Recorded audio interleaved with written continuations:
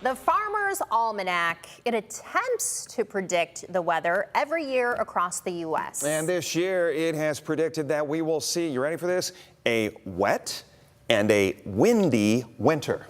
Sounds like spring. Maybe not so bad. How reliable, though, is that prediction? I know, Chris, this is not your favorite source of information, this almanac. I have my strong opinions on that. Have you heard them before? Yes, but do share.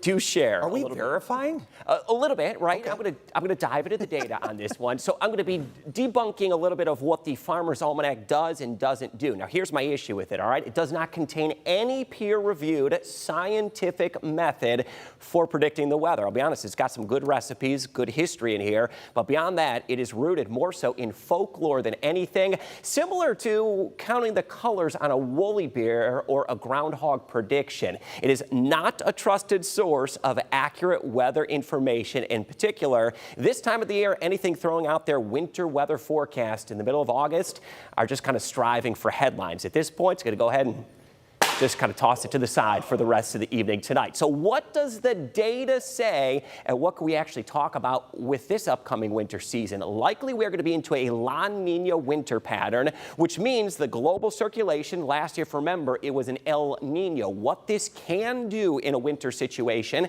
is it can modify or amplify the polar jet stream. That could lead to a more active storm track, but here's the caveat to this.